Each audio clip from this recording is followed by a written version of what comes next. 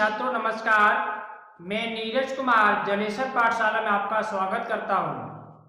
Class 10th के mathematics के इस बैच में हमने अब तक अपनी प्रश्नावली 1.1 तथा 1.2 को हल किया, जिसके माध्यम से हमने पिछली वीडियो में हमने देखा था कि हम किन्हीं दो संख्या का माशाल्लाह किस प्रकार से निकालते हैं या अन्य कोई जानकारी से संबंधित है उसको वहां पर जाना समझा।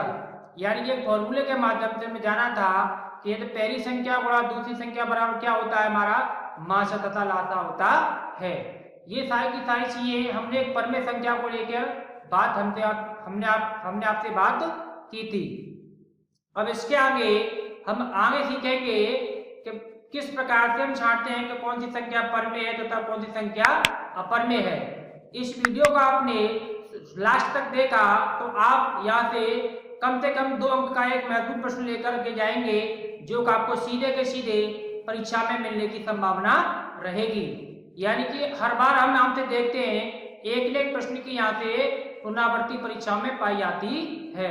यहाँ से आपको सिद्ध करने के लिए आता है कि सिद्ध कीजिए √2 या √3 या √5 या √7 एक अपरमेय संख्या है। इस प्रकार का प्रश्न, यदि ऐसा प्रश्न जिसकी मैं बात कर रहा था, जो आप ध्यान से सुने, आपकी सिद्ध करने का आता है कि सिद्ध कीजिएगा √2 या √3 या √5 या √7 या √15 कहती है एक अपरमेय संख्या है। इस प्रकार से आपको यहाँ से एक सवाल पूछा जाता है, या फिर इससे संबंधित यदि ये नहीं पूछा जाएगा तो इससे संबंधित जैसे 2√3+1 या 2√3+3 इस प्रकार से किसी एक संख्या को लेकर के आपसे पूछा जाता है सिद्ध कीजिए एक अपरमेय संख्या है। चलिए देखते हैं तो ऐसे प्रश्नों को हम किस प्रकार से सॉल्व करते हैं। मैं एक प्रश्न के माध्यम से आपको बताऊंगा। पहले तो हम ये सीखेंगे, रिकॉल करते हैं कि परमेय संख्या क्या होती है। तो हमने आपको बताया था पिछली वीडियो के माध्यम से परमेय संख्या के बारे में। परमेय संख्या क्या होती है, यानी जिन संख्याओं को हम a/b के रूप में ले सकते हैं, जहां क्या होता है आपका a तथा b क्या है, आपके पूर्णांक हैं और b ≠ 0। ये आपको मुख्य रूप से पहचान याद रखनी है। यदि इस कंडीशन को फुलफिल जो संख्या करती है, यानी कि इस शर्त को जो संख्या पूरी करेगी, वो संख्या हमारी कैसी कहलाएंगी, परमेय संख्याएं कहलाएंगी। यदि इस कंडीशन को पूरा नहीं करती है तो कैसी होगी, हमारी अपरमेय संख्याएं होगी। या आप अपरमेय के लिए समझ लीजिए कि जो संख्याएं अभाज्य संख्या होती हैं और साथ ही साथ यानी कि इस फॉर्म में हो √p, जहां p कैसी हो आपकी जहां की शर्त बता रहा हूं आपसे, जहां p एक अभाज्य संख्या हो, कैसी हो, अभाज्य संख्या हो, तो वह अपरमेय संख्या कहलाती है। क्या कहलाती है, अपरमेय संख्या होती है या कहलाती है। चलिए दोनों बातों को एक बार ध्यान से सुन लेते हैं। यदि कोई संख्या a/b या p/q के रूप में लिखी जा सकती है, जहां a, b या p, q क्या होते हैं, हमारे पूर्णांक होते हैं, और यहाँ पर जो हमारा हर दिया होता है, हर का मान हमेशा क्या हो, शून्य के बराबर नहीं हो सकता। तो उसको क्या कहते हैं, उसको हम कहते हैं परमेय संख्या। इसको क्या कहेंगे, परमेय संख्या। क्या कहेंगे, परमेय संख्या। और अपरमेय को आप कैसे याद रखेंगे, √p, यानी कि वर्गमूल के चिन्ह में एक ऐसी अभाज्य संख्या, अभाज्य संख्या को गुणनखंड नहीं किया सकते क्योंकि पहले से क्या है, अभाज्य है, इसका मतलब इसका वर्गमूल नहीं ले सकते। तो इस प्रकार की संख्या हमारी कैसी होगी, अपरमेय संख्या होती है। इन दो कॉन्सेप्ट को आप नोट करिए, फिर हम देखते हैं किस प्रकार से संख्या को अपरमेय संख्या सिद्ध करते हैं। चलिए मैं सार से होता हूं, आप इसका एक स्क्रीनशॉट लीजिए, वीडियो को पॉज करके आप इसको लिख लीजिए। अब आगे हम कुछ प्रश्नों को, महत्वपूर्ण प्रश्नों को लेते हैं, जो परीक्षा की दृष्टि से आपके लिए बहुत ही महत्वपूर्ण होंगे। चलिए एक प्रश्न हम लेते हैं जो ज्यादातर कई बार परीक्षा में पूछा जा चुका है, उस पर आधारित दो प्रश्न जिनको मैं आपके लिए घर के लिए बता रहा हूं, उसको कैसे सोल्व करेंगे। एक प्रश्न है आपका, प्रश्न नंबर 1 डाल लेंगे आप इसको। सिद्ध कीजिए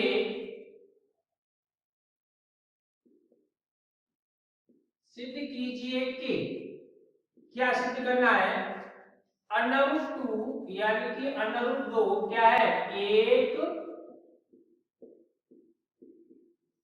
अपरिमेय संख्या है।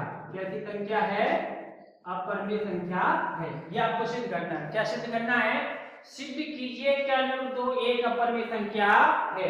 या हमें आ सकता है सिद्ध कीजिए कि अंडर रूट 3 एक अपरिमेय संख्या है। यह प्रश्न आपसे पूछा जा सकता है सिद्ध कीजिए कि अंडर रूट 5 एक अपरिमेय संख्या है। चलिए देखते हैं इस प्रकार के क्वेश्चन को किस बेहतरीन तरीके से आराम से लगा सकते हैं और आसान विधि से, जो हमें आगे परीक्षा में समस्या न उत्पन्न करे। चलिए मानते हैं। अब इसको हम क्या करते हैं, हल करने के लिए हमें वास्तव में तो दिया होता है एक अपरिमेय संख्या सिद्ध करने के लिए, लेकिन इसका जस्ट विपरीत बिल्कुल उल्टा मान के चलते हैं। यानी कि प्रश्न में ये तय हो गया कि अंडर रूट 2 क्या हमारी एक अपरिमेय संख्या है। हमें तो मात्र क्या करना है, इसको सिर्फ सिद्ध करना है। क्या करना है, सिद्ध करना है। अब इसको सिद्ध करने के लिए आप इसके जस्ट अपोजिट चल के बात करेंगे। हम मानेंगे माना अंडर रूट 2 क्या है, हमारी एक परिमेय संख्या है। कैसी संख्या है, एक परिमेय संख्या है। और लेकिन माना अंडर रूट 2 कैसी है, एक परिमेय संख्या है। कैसी संख्या है, परिमेय संख्या है। यदि ये परिमेय संख्या है तो परिमेय संख्या, अभी हमने आपको बताया था क्या कर सकते हैं हम उससे परिमेय संख्या तो हम a अपॉन b के फॉर्म में लिख सकते हैं। किसके फॉर्म में लिख सकते हैं, a अपॉन b के रूप में लिख सकते हैं। इसका मतलब हम कह सकते हैं अतः अंडर रूट 2 बराबर क्या होगा आपका a अपॉन b। अब जहां इसको थोड़ी व्याख्या कर देंगे, a और b क्या हमारे, जहां a तथा b कैसी संख्या है, सह अभाज्य संख्या है। कैसी संख्या है, सह अभाज्य,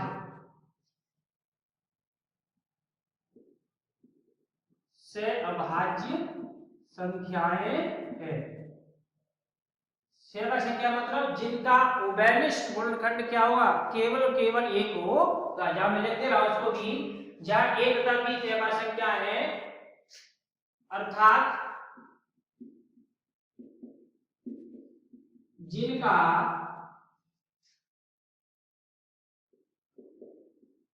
उभयनिष्ठ गुणनखंड एक यानी कि 1 होगा। इसके अलावा कोई दूसरा उभयनिष्ठ गुणनखंड नहीं हो सकता। जैसे हम याद करते हैं 2/3 है, तो 2 क्या फैक्टर करते तो क्या होता है, 1 गुणा 2, 3 क्या करते कितना होता है, 1 गुणा 3। तो इनके उभयनिष्ठ गुणनखंड यानी कि सेम गुणनखंड क्या केवल एक ही है, क्या है, 1 है। इसके अलावा ये किसी से ये संख्या नहीं कर सकती। इसका मतलब ये कैसी संख्या आपकी है, अभाज्य संख्या है। सहभाज्य संख्या के बारे में आपको स्टार्टिंग में बता चुका हूं ये क्या होती है पहली वीडियो के माध्यम से। अगर जिन लोगों ने पहली वीडियो नहीं देखी वहां पर जाकर इसको देखे, वहां से आपको समझ में आएगी सहभाज्य संख्या हमारी क्या होती है। चलिए अब आगे फिलहाल देखते हैं क्वेश्चन को हमारा क्या बनेगा। अब हम क्या करेंगे, ऐसे इस जो हमने एक इंस्ट्रूमेंट लिखा है, इसमें को लिखा है तो उसका आप एक दे दीजिए, इसका क्या करेंगे, वर्क करेंगे। तो आप लिख देंगे समीकरण 1 का वर्क करने पर, समीकरण 1 का वर्ग करने पर। अब समीकरण का वर्ग करेंगे तो ध्यान है हम दोनों पक्षों का वर्ग करेंगे, यानी कि LHS और RHS, ये दोनों पक्षों का वर्ग करते हैं। अब अंडर रूट 2 का वर्ग करेंगे बराबर a/b का वर्ग करेंगे तो हमें क्या मिलेगा, तो हमें मिलेगा अंडर रूट 2 का वर्ग करेंगे तो 2 और a²/b²। अब इसमें आप क्रॉस मल्टीप्लाई कर देंगे तो एक्चुअली हमें मिलेगा क्या, हमें मिलेगा तो 2b² बराबर a, 2b² बराबर a। हमें क्या मिला, 2b² बराबर a। अब यहाँ से थोड़ी कॉन्सेप्ट को आप इधर समझिएगा। जैसे पहले छोटी क्लास में पढ़ते थे, जैसे लिखा होता था 2x बराबर 8, तो आप क्या करते थे, तो आप करते थे इस 2 से क्या करते, x का मान निकालेंगे तो 8/2 यानी कि x बराबर आपको 4 मान प्राप्त हो जाता है। x का क्या प्राप्त हो जाता है, 4।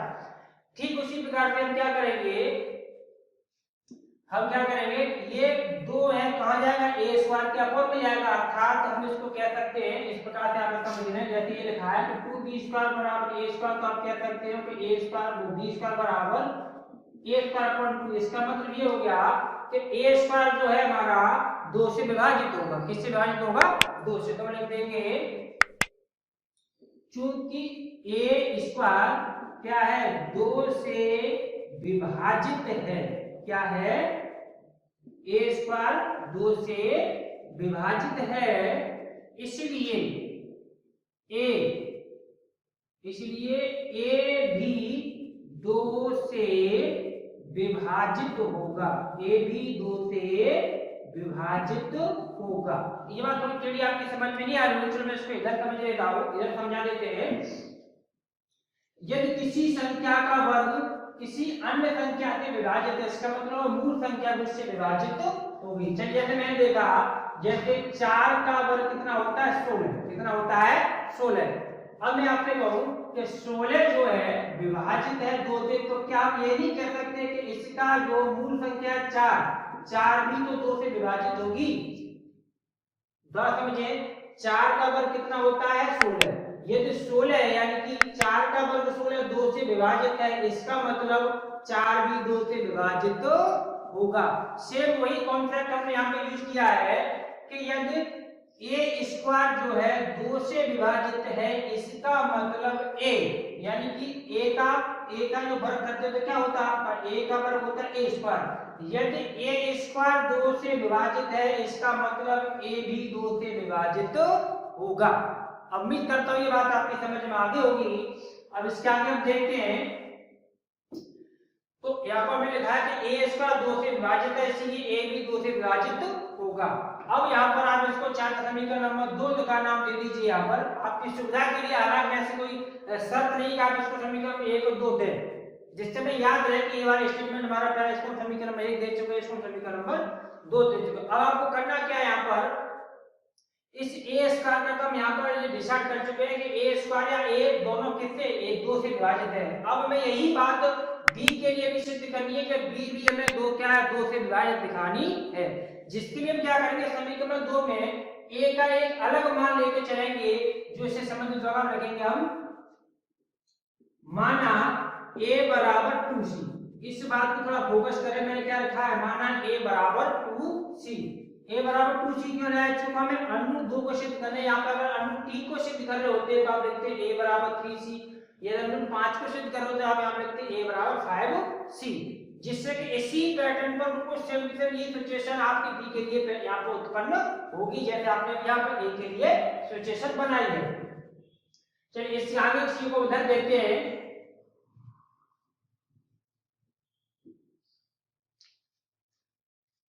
अब इसका समीकरण माना a बराबर 2c ऐसे रख दिया, समीकरण में यही लिख दो, समीकरण सेकंड में रखने पर समीकरण सेकंड में रखने पर,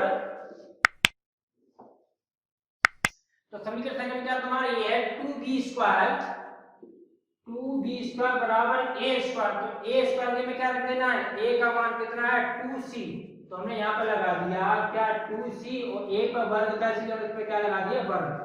ध्यान से देखें, जहां पर a था, a का में a को हमने क्या मान लिया, फिलहाल 2c मान लिया, तो जहां a है वहां पर मैं उठा के क्या रख दिया, 2c रख दिया, और a के ऊपर वर्ग लगाया था, उसको हमने यहाँ पे क्या वर्ग होंगे तो उठा के लगा दिया। अब इसकी प्रोसेस को आगे बढ़ाते हैं। अब आगे हमें क्या मिलेगा कि 2b स्क्वायर बराबर 2 का वर्ग कितना होगा, 4, c का वर्ग कितना होगा, c स्क्वायर। अर्थात आप इसको सीधा लिखें तो आप कह सकते हैं, चलिए इसको पहले यहाँ पे हम काट के हल्का कर देते, 2 से, तो डायरेक्ट नहीं काटना, मैं आपको सीधे सीधे नहीं काट के दिखा रहा, आप लिखेंगे अब 4c स्क्वायर बराबर 2b स्क्वायर। अब क्या करेंगे, इस 2 का उधर ले आइए, तो 2c स्क्वायर बटे 2 बराबर क्या बचेगा, b स्क्वायर। अब इस 2 से 4 को काट देंगे 2 बार, अर्थात आपके पास बचा 2c स्क्वायर बराबर b स्क्वायर। अब आप यहाँ पर देखिए इस वाली सिचुएशन को, बिल्कुल सेम इस प्रकार से आपकी सिचुएशन पैदा हो गई, यानी कि पहले था यहाँ पर 2, तो 2 क्या था, 2 से a स्क्वायर विभाजित हो रहा था, सेम उसी प्रकार से आप कह सकते हैं कि 2 से b स्क्वायर भी विभाजित है। तो लिखेंगे आप चूंकि b बी स्क्वायर क्या है, 2 से विभाजित है, इसलिए बी क्या होगा, बी भी 2 से विभाजित होगा, बी भी 2 से क्या होगा, विभाजित होगा। अब हम देख रहे हैं स्टार्टिंग में ये लिखा था कि ए तथा बी कैसी सहभाज्य संख्या है जिनका अर्थात जिनका उभयनिष्ठ गुणनखंड कितना है, उभयनिष्ठ गुणनखंड केवल एक है, यानी कि ए और बी सिवाय एक के किसी दूसरी संख्या से विभाजित तो नहीं हो सकती। जबकि यहाँ पर हम स्पष्ट देख पा रहे हैं, इस वाली लाइन को पढ़िए आप और इस वाली लाइन को भी पढ़िए आप, ध्यान से यहाँ पे लिखा है कि ए 2 से विभाजित है, यहाँ लिखा है बी 2 से विभाजित है। ये सारी चीजें गलत कैसे सिद्ध हुई, क्योंकि हमने जो कल्पना की थी शुरुआत में, क्या लिखा था, हमने कल्पना की थी कि माना √2 एक अपरिमेय संख्या है, अर्थात हमारी कल्पना या धारणा कहती गलत साबित हुई। यदि ये अपरिमेय संख्या होती, इसका मतलब ए और बी का अवयव गुणनखंड एक के अलावा दूसरा भी होता। जबकि यहाँ पर क्या हो रहा है, यहाँ पर हम लिख रहे हैं कि ए और बी का अवयव गुणनखंड एक है, तो यहाँ पर सिद्ध हो रहा है कि ए और बी 2 से विभाजित है, इसका मतलब ए और बी का अवयव गुणनखंड क्या है, 2 भी होगा। तो हम लिख देंगे अतः ए तथा बी का उभयनिष्ठ, ए तथा बी का उभयनिष्ठ गुणनखंड, उभयनिष्ठ गुणनखंड कितना, 2 है, जो कि पूर्णतः गलत साबित होता है। अतः हमारी धारणा या कल्पना गलत साबित हुई, गलत साबित हुई। क्या चीज गलत साबित हुई, यानी कि हमने ये माना था कि √2 कैसे एक परिमेय संख्या है, और यही हमारी धारणा क्या हुई, यह हमारी धारणा गलत साबित हुई। अतः हम लिखेंगे इसलिए √2 क्या है, √2 एक कैसी होगी, अपरिमेय संख्या होगी। कैसी संख्या होगी, अपरिमेय संख्या होगी, यानी कि कभी किसी भी हालत में ये परिमेय संख्या नहीं हो सकती। चलिए आप इसी को स्क्रीनशॉट लीजिए या वीडियो को रोक करके इसको नोट करिए, ये आपका बहुत ही महत्वपूर्ण क्वेश्चन है, इंपोर्टेंट है, अधिकांश है दूसरे तीसरे वर्ष में आपका ये क्वेश्चन रिपीट होता रहता है। संख्या यहाँ पर आपकी बदली आ सकती है, √2 की √3 हो सकता है, √5 हो सकता है, √7 हो सकता है, √11 हो सकता है, कोई भी भाज्य संख्या रख करके आपको यहाँ पर दिखा सकते हैं। अभी मैं आपको इसी प्रश्न के आधार पर √3 या √5 को भी सिर्फ यही में दिखा दूंगा, आप इसको आप कैसे हल कर सकते हैं। चलिए तो इसका जल्दी से आप स्क्रीनशॉट लीजिए, फिर देखते हैं अगला √3 को भी सिद्ध करेंगे। अगला सवाल हमारा √3 होगा, हम सिद्ध करेंगे √3 एक अपरिमेय संख्या किस प्रकार से होती है। चलिए आपका स्क्रीनशॉट हो गया। अब इस क्वेश्चन को यहाँ के यही बदल दे रहा हूँ, आप देखिए यहाँ पे हम कैसे कर सकते हैं। यहाँ पे लिखा है सिद्ध कीजिए कि √2 यहाँ पे बता रहा हूँ क्या, √3 एक अपरिमेय संख्या है। अब आपका क्वेश्चन नंबर बन जाएगा 2, क्या बन जाएगा अब 2। अब इसको हम हल करेंगे क्या, कि माना √3 एक अपरिमेय संख्या है, अतः √3 बराबर क्या बन जाएगा हमारा a/b, जहां a तथा b सहभाज्य संख्या है, अर्थात जिनका उभयनिष्ठ गुणनखंड एक होगा। ये लाइन आपकी बिल्कुल योग्य तो रहेगी, इसमें आपको कोई बदलाव नहीं करना है। समीकरण 1 का वर्ग करने में जैसे आप समीकरण में पहले देख चुके थे वो आपका योग्य तो रहेगा। अब यहाँ पर जहां पर 2 लिखा पर 3 लिखते आइए, यहाँ पर 2 लिखा था आप 3 लिख दीजिए, यहाँ पर 2 लिखा था आप 3 लिख दीजिए, यहाँ पर 2 लिखा तो आप क्या लिख देंगे, यहाँ पर भी आप यहाँ भी 3 लिख देंगे और यहाँ भी 3 लिख देंगे। और यहाँ पर माना a बराबर 2c है, तो अभी क्या लिख देंगे आप a बराबर 3c, और a बराबर 3 आप यहाँ पर लगाएंगे, आप यहाँ पर लगाएंगे तो यहाँ भी आपका कितना हो जाएगा 3, यहाँ पे कितना हो जाएगा आपका 3, यहाँ पर कितना हो गया 3, यहाँ पर कितना होगा 3 का वर्ग हो गया 9, और यहाँ पर आप क्या करेंगे, यहाँ पर 9c² यहाँ पर बोलते हैं, आप इसको लिख देंगे कितना 9c² बराबर आपको कितना होगा 3b², क्या हो जाएगा 3b²। अब इसको थोड़ा सा रफ कर लूं अब इसके बाद हम क्या करेंगे, तो 9c² अपॉन 3 बराबर b²। इससे आपने इसको कट कर दिया 3 टाइम्स यानी कि 3 बार, तो आपका आ गया 3c² बराबर b²।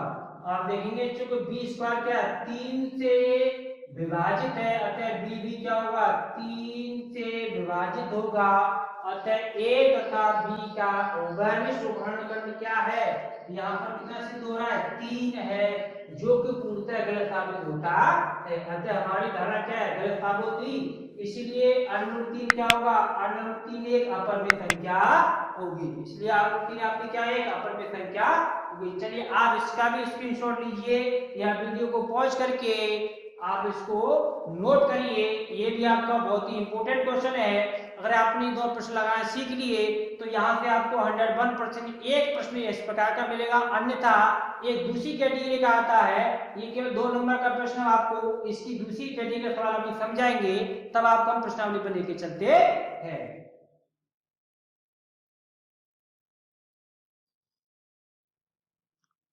चलिए अब अगला प्रश्न नंबर हम देखते हैं। पहला आपके प्रश्नावली हमने शुरू की है, सिद्ध कीजिए कि √5 एक अपरिमेय संख्या है। अभी अभी मैंने आपकी इससे संबंधित सेम इसी प्रकार के 2 प्रश्न हल किए, 2 प्रश्न हल किए। अब मैं आपको उम्मीद करता हूं इसे आप स्वयं से हल करें, आप इसको स्वयं हल करें। अब कारण सुने कि आपको इस प्रकार का प्रश्न हर हाल में सीखना ही सीखना है। यदि अभी तक आप प्रश्नों को नहीं ढंग से समझ पा रहे हैं, एक बार में तो आप वीडियो को 2 बार देखिए, 3 बार देखिए और इस प्रश्न को अपने आप से लगाने की कोशिश करें, क्योंकि मेरे करने मात्र से आपका भला होने वाला नहीं है। जब तक आप इन चीजों को अपने अमल में नहीं लाएंगे, आप स्वयं करना नहीं सीखेंगे, तो परीक्षा हॉल में आपके प्रश्न का जवाब आपको देना ही होगा, जो आपसे नहीं बन पाएगा। तो ये आपको सीखना बहुत ही महत्वपूर्ण रहेगा परीक्षा की दृष्टि से। इस बात को मैं 101% कह रहा हूँ। यहाँ से आपको एक प्रश्न, इस प्रश्नावली से एक प्रश्न आप पिछले प्रश्न पत्रों को हटा के देख लीजिए, जो लास्ट 2-3 साल के हैं, हर बार यहाँ से एक प्रश्न आपका बनना है। इस बार भी आपका एक प्रश्न यहाँ से 101% बनेगा, इसलिए आपको इस तरह के प्रश्नों को सीखना ही सीखना है।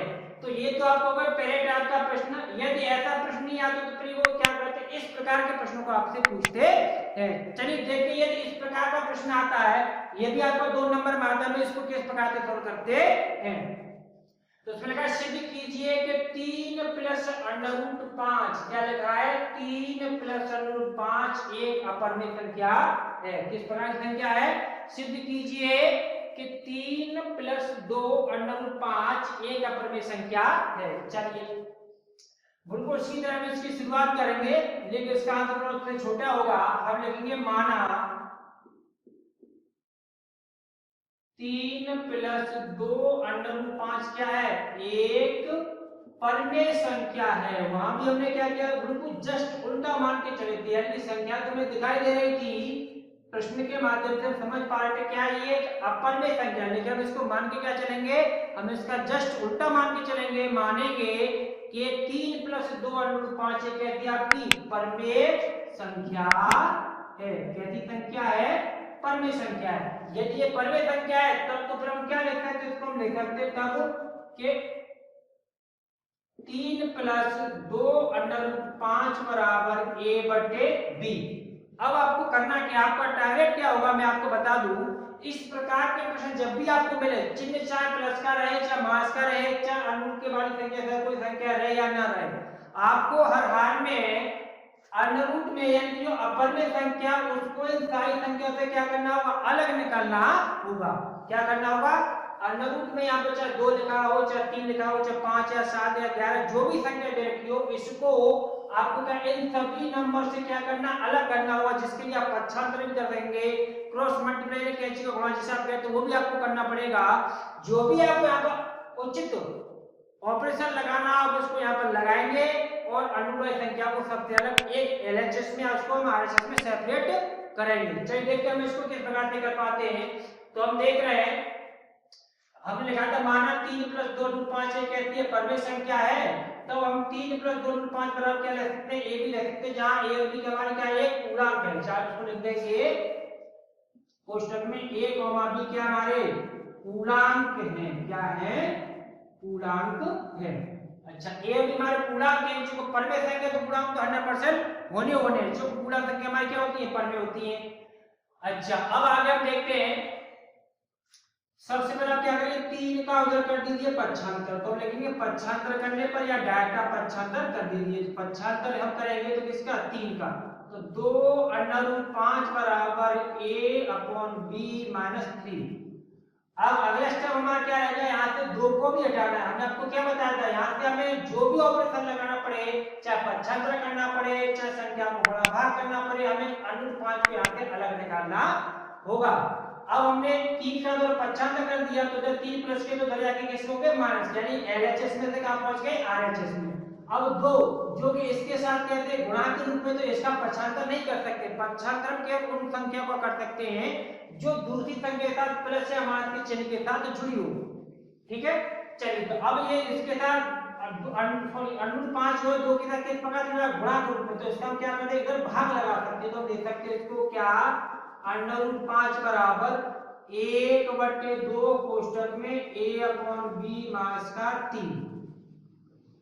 चार्ट आप इसको सोल्व करके एक स्टेप और आगे बढ़ा सकते हैं कि √5 बराबर इसका आप अंदर सॉल्यूशन देंगे तो क्या देंगे, आप कहते हो जाएगा कितना b, तो a-3b, और इसको और आगे सोल्व कर देंगे तो आपको हो जाएगा a-3b/b।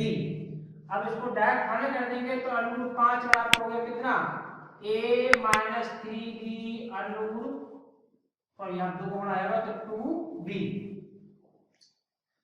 अब हम देख पा रहे हैं जो हमारा a और b क्या है, a और b हमारे पूर्णांक है, इसका मतलब ये संख्या हमारी कैसी होगी परमेय संख्या होगी। कैसी संख्या होगी परमेय। हम लिखेंगे चूंकि 2,3 तथा a, b क्या है पूर्णांक है, क्या है पूर्णांक है, इसलिए a-3b/2b क्या है एक परमेय संख्या होगी, एक परमेय संख्या होगी। परंतु √5 क्या है, √5 हमारी एक अपरमेय संख्या है, परंतु √5 एक अपरमेय संख्या है, ये बात हम पहले भी जानते हैं। लेकिन चूंकि हम जानते हैं √5 कहती है √5 एक अपरमेय संख्या है, इसका मतलब यहाँ भी हमारा में सेम सिचुएशन बन गई। √5 एक अपरमेय संख्या है, जबकि इधर की संख्या को हम परमेय कह रहे हैं, इधर की इसको हम क्या करें अपरमेय कह रहे हैं। इसका मतलब हमारी बात यानी कि हमारी कल्पना थी क्या 3 + 2 √5 एक परमेय संख्या बिल्कुल गलत साबित हुई। अतः हम कह सकते हैं इस पूरी संख्या को एक पूरी संख्या हमारी क्या है परमेय नहीं हो सकती, क्या रहेगी केवल और केवल अपरमेय संख्या ही रहेगी। चलिए इसको मैं इधर लिख देता हूं। अतः 3 + 2 √5 एक अपरमेय संख्या होगी। ये आपका प्रश्न का उत्तर हुआ। अब इसी प्रकार से आपका प्रश्न नंबर 3 में कुछ संख्या दी गई है, पहले आप इसे पेन डाउन करिए। यदि आपको सारी चीज पसंद आ रही है तो प्लीज इस वीडियो को लाइक शेयर कमेंट करिए और चैनल को सब्सक्राइब कर लीजिए, जिससे कि आपको अच्छी अच्छी वीडियो इस प्रकार से मिलती रहे। चलिए अब प्रश्न नंबर 3 को देखते हैं। प्रश्न नंबर 3 मान दिया है। प्रश्न नंबर 3 में कह रहे हैं सिद्ध कीजिए कि निम्नलिखित संख्याएं अपरमेय हैं। जैसे कभी मैंने प्रश्न नंबर 2 में आपको दिखाया था, बिल्कुल उसी से संबंधित से उसी प्रकार के प्रश्न है। यहाँ पर तो संख्या को अलग तरीके से लिख करके आपको उलझाने की कोशिश की गई है, लेकिन कॉन्सेप्ट आपको वही रहेगा, यानी कि या तो आपको √2 √3 √5 परमेय संख्या सिद्ध करने के लिए आएंगे, या फिर इस प्रकार से कोई एक प्रश्न आपको यहाँ से हर हाल में मिलने वाला है। मैं बार बार इस बात को इसलिए कह रहा हूँ कि यहाँ से आप पेपर उठा के वास्तव में देख लीजिए, हर बार एक न एक प्रश्न यहाँ से आपको बनता है। लेकिन प्रश्नावली में आपको यहाँ पर सिर्फ 3 प्रश्न दिए गए हैं, जिनसे कि हम इसको एफर्ट करना प्रश्न के लिए आगे के लिए बहुत मुश्किल होता है। इसलिए मैं आपसे कह रहा हूँ वीडियो को एक बार नहीं, 2 बार नहीं, 3 बार बैक कर करके देखिए, प्रश्नों को अच्छे से समझिए और इन प्रश्नों को अपने आप से लगाने की कोशिश करिए। चलो प्रश्न का हम पहला खंड देखते हैं। पहला प्रश्न इसमें प्रश्न नंबर 3 में पहला सवाल दिया है कि सिद्ध कीजिए कि 1/√2 एक अपरिमेय संख्या है। तो पहले का हल दे रहे हैं हम, आप ध्यान से देखिएगा। हल लिखेंगे माना 1/2 क्या है, यानी 1/2 एक बिल्कुल जस्ट अपोजिट चलेंगे, कहती है एक परमेय संख्या है। कैसी संख्या है? परमेय संख्या है। यदि ये परमेय संख्या है तो उसको क्या ले सकते हैं, तब तो हम इसको a/b के रूप में लिख सकते हैं, अर्थात 1/2 बराबर a/b, जहां आपका a और b क्या होंगे, a और b क्या आपके पूर्णांक है। यदि पूर्णांक है तो इसका तभी तो हमारे a/b हमारी क्या है, एक परमेय संख्या होगी। अब हमने आपको बताया था कि आपको हर हाल में √2 को यहाँ पे क्या करना है, अलग निकालना होगा, जिसके लिए आप चाहे पक्षांतर करिए चाहे क्रॉस मल्टीप्लाई करिए, जो भी आपको उचित ऑपरेशन लगे सिचुएशन को देख करके आप उसको लगाइए और इसको अलग निकालिए। चलिए हम देखते हैं यहाँ पर पक्षांतर करने को हमारे पास कुछ रहा नहीं, तो सीधे क्या करें, इसको हम होकर के क्या कर देंगे, क्रॉस मल्टीप्लाई करेंगे। तो √2 गुणा a बराबर b गुणा 1, यानी 1 का गुणा b के साथ और √2 को गुणा a के साथ। अब यहाँ से क्या करें, क्योंकि √2 का अलग करना है तो b a का b बटे आपका क्या हो गया a। अब आप देख पा रहे हो कि b/1 आपकी पूर्णांक है, इसका मतलब ये आपकी कैसी होगी, परमेय संख्या होगी। ये तो आपकी परमेय संख्या होगी, लेकिन चूंकि हम जानते हैं √2 कैसी है, एक अपरमेय संख्या है। अभी अभी हमने सबसे पहले इसी संख्या को सिद्ध किया था। हम लिखेंगे चूंकि √2 कैसी है, एक अपरमेय संख्या है। चूंकि √2 एक अपरमेय संख्या है, क्योंकि हम जानते हैं, अब यहाँ लिखते हैं चूंकि हम जानते हैं √2 एक अपरमेय संख्या है, जबकि b/a क्या है, परमेय संख्या है। जबकि b/a कैसी है, एक परमेय संख्या है। कैसी संख्या है, परमेय संख्या है। तो क्या एक LHS में दे रही है आपकी अपरमेय संख्या, RHS में देखिए आपकी परमेय संख्या, तो ऐसा कभी कॉम्बिनेशन नहीं बन सकता कि एक तरफ तो आपकी परमेय एक तरफ अपरमेय हो। इसका मतलब हमारी धारणा यहाँ भी कैसी हुई, गलत साबित हुई। कौन सी वाली, कि 1/√2 एक परमेय संख्या, ये हमने जो माना था, ये हमारी विचारधारा थी, ये हमारी कैसी गलत साबित हुई। अतः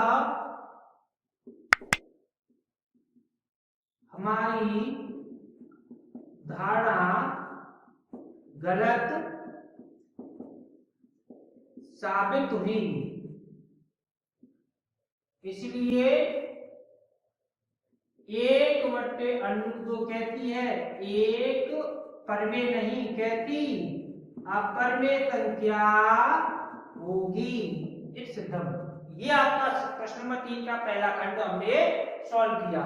अब ठीक इसी प्रकार से इसका दूसरा भाग, ठीक इसी प्रकार से इसका तीसरे भाग को भी हम आराम से लगा सकते हैं। चलिए आप इसे पेन डाउन करिए, उसको भी हम लगा के आपको दिखा देते हैं। कुछ अलग से प्रश्न आपको इसके लगाने की प्रैक्टिस करें, लेकिन पहले आप इन्हीं प्रश्नों को रिपीट करें, तब अलग से प्रश्नों को लगाने की कोशिश करें। चलिए आप उम्मीद है आपने नोट कर लिया होगा। मैं इसमें आके रिमूव कर रहा हूं, हटा रहा हूं। अब हम इसका सेकंड भाग देखते हैं।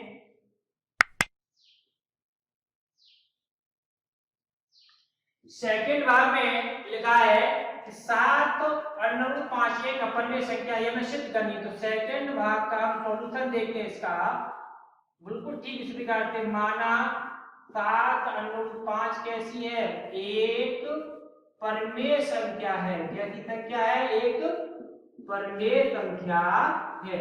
यदि परमेय संख्या तो आप कह सकते हैं तब 7/5 बराबर a/b, जहां a और b क्या है आपके, a और b पूर्णांक है, और सारे पूर्णांक हमारे क्या होते हैं, परमेय संख्या होते हैं। इसलिए a और b से बनने वाली संख्या हमारी क्या होगी, एक परमेय संख्या होगी। परंतु हम आपको क्या बताए थे, यहाँ पे 5 को अलग करना है, तो 7 कहाँ जाएगा, इधर को। यहाँ पर गुणा के रूप में है, इसलिए हम इसको कहाँ पक्षांतर नहीं कर सकते। इसको क्या कर सकते, इसका उदाहरण क्या लगा सकते, भाग लगा सकते हैं। इसका मतलब अंडर रूट 5 बराबर a/7b। अभी कुछ लोग बच्चों को यहाँ पर कंफ्यूजन होता है, मैं आपको जैसे ये दोनों ऑपरेशन को अलग से बता दूंगा हम कहाँ पक्षांतर करते हैं और कहाँ हम भाग लगाते हैं।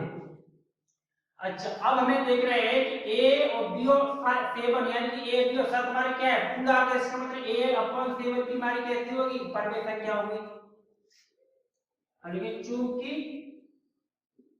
हम जानते हैं कि अंडर रूट 5 कैसी है, एक अपरमेय संख्या है। कैसी संख्या है, एक अपरमेय संख्या है। परंतु ए बी तथा 7 कहते हैं पूर्णांक है। क्या है, पूर्णांक है। इसलिए कह सकते हैं कि a/7 भी कैसी होगी, एक परमेय संख्या होगी। यह परमेय संख्या है, परमेय संख्या है। अब पहले सिचुएशन फिर पैदा होगी, मानिए कि इधर की संख्या तो हमारी परमेय है, RHS वाली संख्या हमारी a/7b क्या है, परमेय है, लेकिन अंडर 5 क्या है, अपरमेय है। अतः हमारी धारणा यहाँ भी गलत साबित हुई।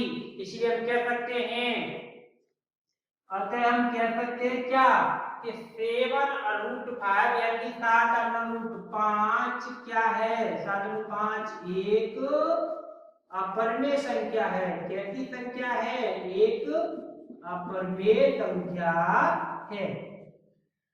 चलिए आप इसे पेन डाउन करिए या स्क्रीनशॉट लीजिए जल्दी से। अब इसका तीसरा भाग हम देखते हैं। उम्मीद आपने कर लिया होगा, इसको मैं रिमूव कर रहा हूं, यहां से हटा रहा हूं। अब इसका तीसरा भाग देखते हैं।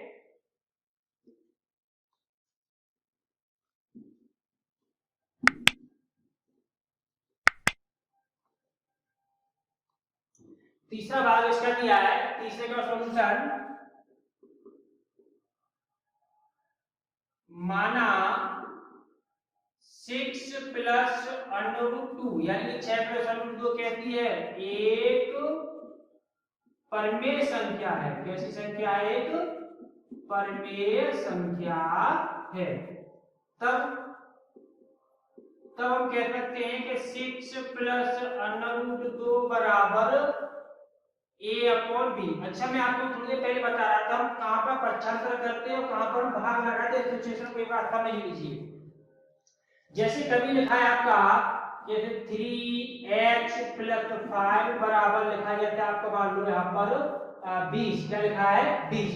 ये आप बता रहे। अब हम यहाँ पर 3 के साथ क्या कर सकते हैं, 5 के साथ क्या करें। यहाँ पर दोनों ऑपरेशन में आपको एक साथ समझा दे रहा हूँ। आप किस संख्या का पक्षांतर करेंगे और किस संख्या का आप उधर भाग लगाएंगे।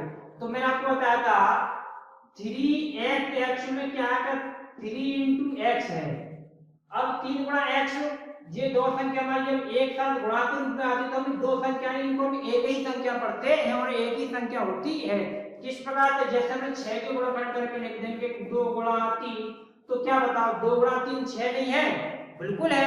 इसका मतलब ये इसके साथ ये 2 × 3 है कि दो संख्याएं अक्षरों के बीच में गुणा का चिन्ह लगा होता है, तो संख्या 2 नहीं क्या एक ही मानी जाती है। क्या मानी जाती है, वो एक मानी जाती है। ठीक उसी प्रकार से 3x आपकी एक संख्या होगी, इसको हम पूरे को उठा के पक्षांतर कर सकते हैं, लेकिन केवल 3 का पक्षांतर नहीं कर सकते।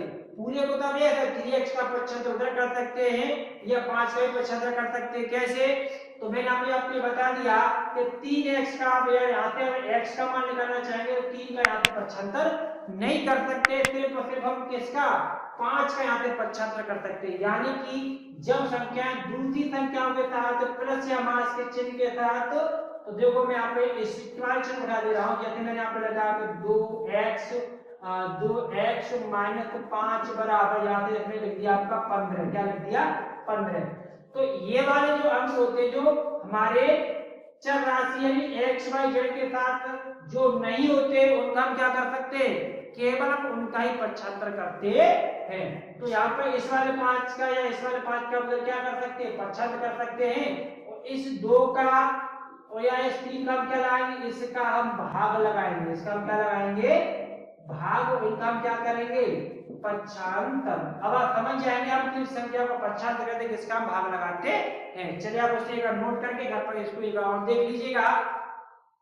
अब इस प्रश्न पर हम वापस आते हैं। तुम्हारे पास सवाल था कि 6 प्लस √ 2 क्या है, a + b के बराबर, क्योंकि हम इसको क्या मान चुके हैं, एक परमेय संख्या मान चुके हैं, इसलिए हम इसको a / b के रूप में ले सकते हैं। और वही पुरानी वाली बात आपको यहाँ भी मेंशन कर देनी है क्या कि a और b हमारे क्या है, पूर्णांक है, पूर्णांक है, तभी हमारा a / b क्या एक परमेय संख्या है।